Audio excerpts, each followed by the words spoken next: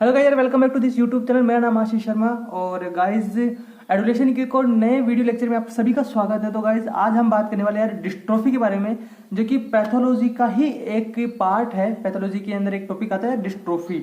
तो गाइस आज हम इसी बारे में बात करेंगे। तो this video is sponsored by my second YouTube channel, मेरा खुद का अपना second YouTube channel guys, techno आशीष।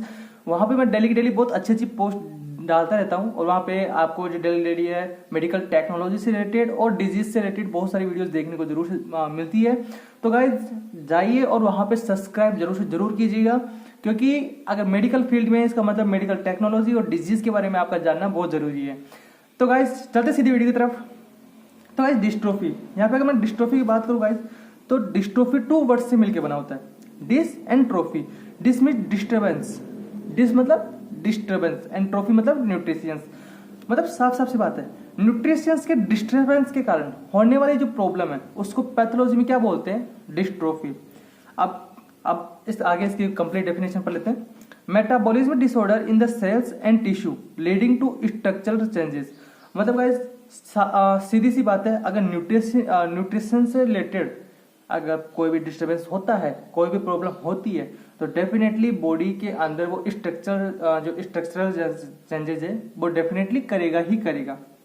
तो गाइज हम बात करने वाले कॉजेज ऑफ द डिस्ट्रोफी के बारे में। तो गाइज इसका अगर हम तीनों की अगर बात करें, जो मैंने रेड कलर में लिखा है, ये डायरेक्टली इसको अफेक्ट कर सकते हैं किसी भी तरीके से।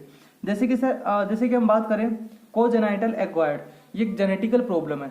मतलब उसको जेनेटिक्स में मतलब किसी भी म्यूटेशन के कारण, जीन में म्यूटेशन के कारण उसको ये वाली प्रॉब्लम हो सकती है। एंजाइम डेफिशिएंसी, अगर एंजाइम डेफिशिएंसी अगर होती है तो मतलब इसका मतलब है कि एंजाइम्स अपना वर्क सही तरीके से नहीं कर रहे हैं। और अगर एंजाइम अपना वर्क सही तरीके से नहीं कर रहा है, मतलब उसके अंदर किसी भी तरीके की, जैसे कि अगर मैं बात करूं एल्बुमिन। एल्बुमिन दरअसल क्या है, एल्बुमिन वो है जो कि अनकॉन्जुगेटेड बिलिरुबिन को लीवर तक पहुंचाने में हेल्प करता है।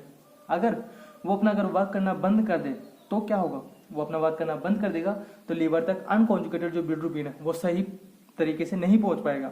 और वहां पे प्रॉब्लम होगी, बाइल जूस में बिलिरुबिन की जो कंसंट्रेशन है वो कम पड़ जाएगी और डाइजेशन सही तरीके से नहीं हो पाएगा, जिसके कारण मेटाबॉलिक डिसऑर्डर क्रिएट होगा। Metabolism disorder. अगर न्यूट्रिशंस का या फिर किसी भी चीज का अगर सही तरीके से अगर मेटाबोलाइज ही नहीं किया जा रहा है, उसको सही तरीके से डाइजेस्ट ही नहीं किया जा रहा है किसी भी तरीके से, किसी भी जो भी हम खा रहे हैं, जो हम कुछ भी पी रहे हैं, अगर उसका सही तरीके से अगर मेटाबॉलिज्म नहीं हो पा रहा है तो हमारी बॉडी में उस चीज की कमी हो जाएगी, जो कि आगे जाके स्ट्रक्चरल चेंजेस या किसी भी तरीके के चेंजेस को क्रिएट करने में हेल्प करता है। अब इसको हमने 3 तरीके से भी इसको डिवाइड किया है कि कैसे कैसे, और ये अलग अलग ग्रुप्स में बैठ के मतलब किस किस तरीके से ये इस पे अफेक्ट कर सकता है। फर्स्ट ग्रुप है disturbance of the auto regulation of the sales.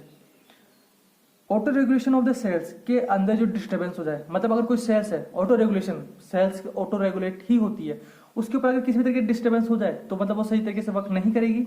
जैसे कि हम आगे देखते हैं, energy failure due to changes in mitochondria and the development of deficiency of the enzyme syndrome. सही बात है, अगर माइटोकॉन्ड्रिया के अंदर किसी भी तरीके का डैमेज है किसी भी एनर्जी फेलियर के कारण अगर माइटोकॉन्ड्रिया में अगर डैमेज हो गया तो, या फिर जो डेफिशिएंसी है किसी भी एंजाइम सिंड्रोम की, अगर वो डेवलपमेंट हो जाती है तो वो अपना सही तरीके जो सेल अपनी वर्क नहीं कर पाएगी, क्योंकि उसको प्रॉपर वे के अंदर वो जो चीजें जो उसको चाहिए होती है एक ऑटो रेगुलेशन के लिए, जिस तरीके के उसको सीक्वेंस है, जिस तरीके के उसको एंजाइम्स एक्टिविटी चाहिए होती है, जिस तरीके की रिएक्शंस चाहिए होती है, वो उसको प्रॉपर वे में नहीं मिल पाएगी और सेल्स वहां पे एक तरीके की डिस्ट्रोफी क्रिएट कर देगा, मतलब एक डिस्टर्बेंस क्रिएट कर देगा। सेकंड ग्रुप होता है disorder of the transport system. जैसे कि हमने यहाँ बताया था एंजाइम डेफिशिएंसी के अंदर ट्रांसपोर्ट सिस्टम, जैसे कि एल्बुमिन एक तरीके का एंजाइम ही है, ट्रांसपोर्टेड एंजाइम है, तो सॉरी वो एल्बुमिन एक प्रोटीन था। Disorder of the transport of the enzyme system, transport system. अगर हम बात करते हैं disorder of the blood and lymph circulation, अगर मतलब कि अगर ट्रांसपोर्ट सिस्टम अगर सही तरीके से अपना अगर वर्क करना बंद कर दे, इट मीन्स वो किससे रिलेटेड डिसऑर्डर होगा, ब्लड एंड लिम्फ सर्कुलेशन से रिलेटेड डिसऑर्डर होगा।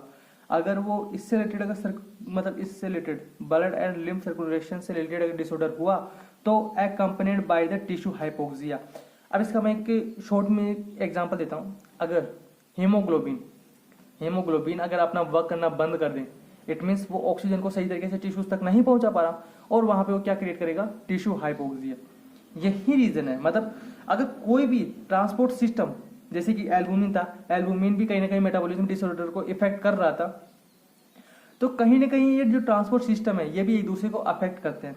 और गाइस जो थर्ड ग्रुप था, इसका थर्ड ग्रुप का मतलब था disorder of the regulatory system. इसका मतलब है इसके अंदर neuro humoral mechanism and the human system इसमें मतलब वो क्या जाएंगे, ऐड किए जाएंगे।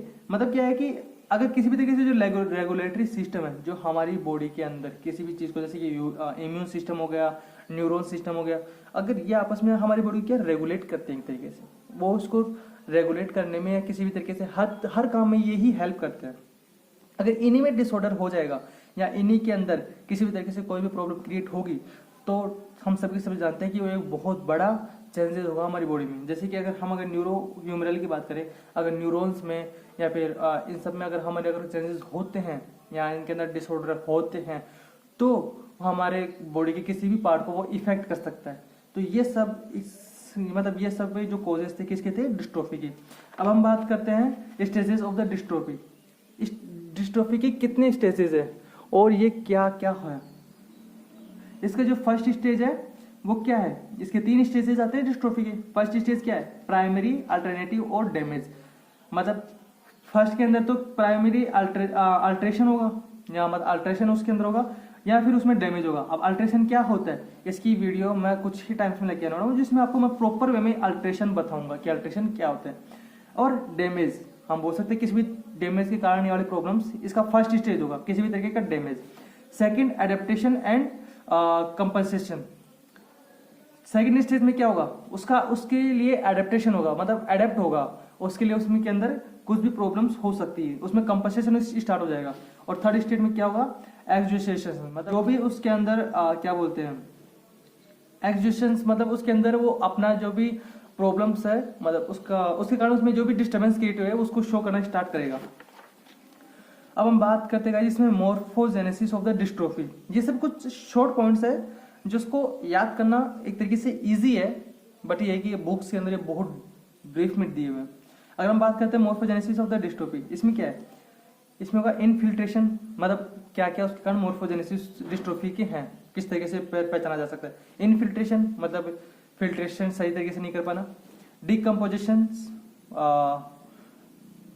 जिसको क्या बोलते हैं फेनोक्रोसिस, मतलब कि वो जो उसका जो डिकम्पोज होता है किसी भी वेस्ट प्रोडक्ट का, वो सही तरीके से नहीं हो पाना। प्रिवेटेड सिंथेसिस एंड ट्रांसफॉर्मेशन, किसी भी चीज का ट्रांसफॉर्मेशन हो स्टार्ट हो जाना, मतलब ये सब इसकी मोर्फोजेनेसिस है डिस्ट्रोफीज के, जो कि सेल्स में बताएंगे कि किस तरीके से वो डिस्ट्रोफी क्रिएट कर रहे हैं या फिर डिस्ट्रोफीज को शो कर रहे हैं। नेक्स्ट हम बात करते हैं principle of the dystrophy classifications, मतलब कुछ ऐसे प्रिंसिपल्स जो कि डिस्ट्रोफी को क्लासिफाई करेंगे, जैसे कि according to the localization in specialize element of the tissue.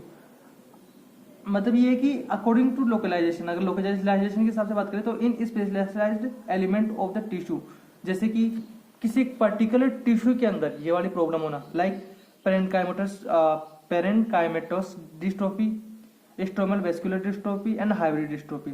अगर बात करते हैं इसके अगर सेकंड प्रिंसिपल की, according to the type of the metabolism disorder, मतलब मेटाबॉलिज्म डिसऑर्डर के आधार पे भी डिस्ट्रोफी को क्लासिफाई किया जा सकता है, जैसे कि प्रोटीनियोसिस प्रोटीन में dystrophy, fatty degeneration fatty acids के अंदर डिस्ट्रोफी, कार्बोहाइड्रेट डिजनरेशन मतलब कार्बोहाइड्रेट के अंदर डिस्ट्रोफी, और मिनरल डिजनरेशन मतलब वो ही मिनरल्स के अंदर डिस्ट्रोफी क्रिएट करना, मतलब वो मिनरल्स के अंदर प्रॉब्लम क्रिएट करना।